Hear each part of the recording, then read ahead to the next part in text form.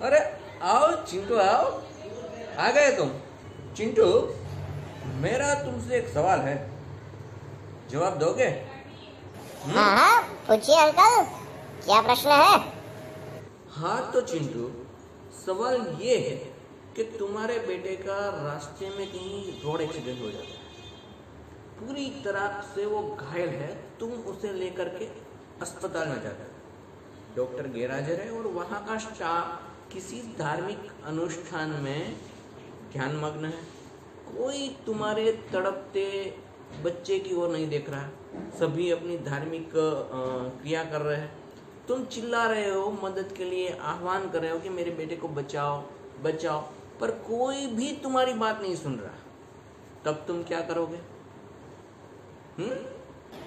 मैं अस्पताल के उस कर्मचारी के खिलाफ फरियाद कर दूंगा। अरे तुम कमाल की बात कर रहे हो यार, वो धार्मिक अनुष्ठान कर रहे हैं, वो कर्मचारी कुछ अच्छा काम कर रहे हैं ना, फिर भी तुम उसके खिलाफ फरियाद कर दोगे? हाँ हाँ, मैं उसके खिलाफ फरियाद कर दूंगा। और मान लो कि वो लोग तुम्हारे बच्चे की जान की परवाह नहीं कर रहे और बिना सारवार की वजह से तुम्हारा बच्चा अगर मर जाता है, तो फिर तुम क्या करोगे?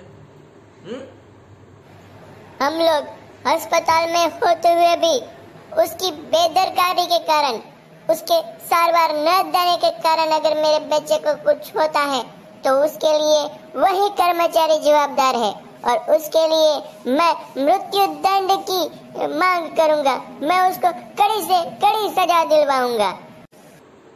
गुड, तो यही है तुम्हारे कल के प्रश्न का जवाब।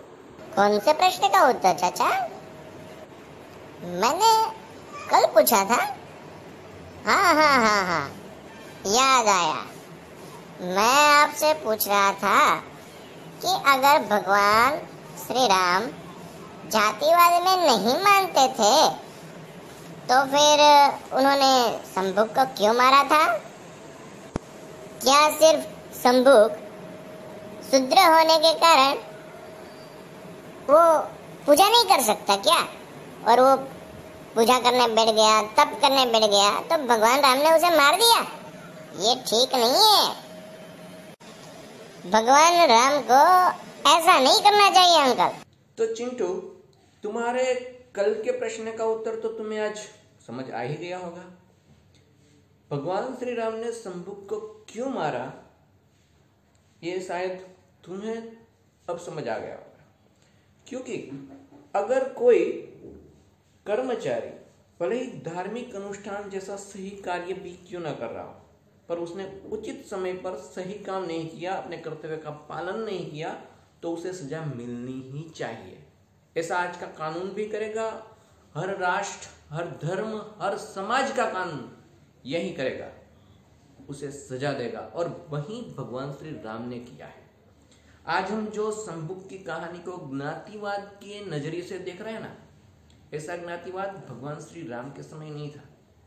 क्योंकि भगवान श्री राम जब वन में गए तो अपने पुराने मित्र जो उनके साथ पढ़ते थे, ऐसे निषाद राज से भी मिले हैं, माता सबरी के जूठे बेर भी खाए हैं, उन्होंने केवट की नैया में सवारी भी की है। भगवान श्री राम वानरों से भी मिले हैं, रीछ से भी मिले हैं, सभी प्रकार की निम्न जातियां जो कही जाती थी, उनमें किसी भी भेदभाव के बगैर भगवान श्री राम ने सबको प्यार दिया है। और उन सबसे बड़ी बात कि जिन्होंने हम तक रामायण पहुंचाई, ऐसे महान ऋषि वाल्मीकि जी, उनके नाम से आज शूद्र समाज को जाना जाता है, वाल्मीकि समाज कहा जाता है। तो जिन्होंने राम की इतनी दिव्यता देखकर रामायण की रचना की, उस वाल्मीकि ने जिस राम के बारे में लिखा, उस राम के बारे में हम ये सोचे कि वो एक ज्ञातिवादी लोग थे, उन्होंने सिर्फ छोटी ज्ञाति की वजह से ये शंभुक को मार दिया, ये सही कहानी नहीं है। और हाँ चिंटू, अगर भगवान श्री राम ज्ञातिवादी होते तो ब्राह्मण कुल में जन्मे हुए रावण को थोड़े ही मारते, पर उन्होंने तो रावण का भी वध किया, क्योंकि वो कर्तव्यनिष्ठ व्यक्ति थे। जीवन में सही कर्तव्य को सही समय पर पालन करना चाहिए, ऐसा मानने वाले एक मर्यादा पुरुषोत्तम व्यक्ति थे। और उन्होंने जो किया है वो अपनी मर्यादा में रह कर गए। एक राजा को जो एक सही समय पर सही काम न करने वाले कर्मचारी को जो दंड देना चाहिए, वही दंड उन्होंने शंभुक को एक राजा के तौर पे दिया है। और यही कहानी को आज हम गलत ढंग से पढ़ रहे हैं या हमें गलत तरीके से पेश किया जा रहा है, वो सब ठीक है, पर तुम्हें ये कहानी मेरे ख्याल से समझ आ गई होगी, ऐसा मैं मानता हूँ, है ना चिंटू?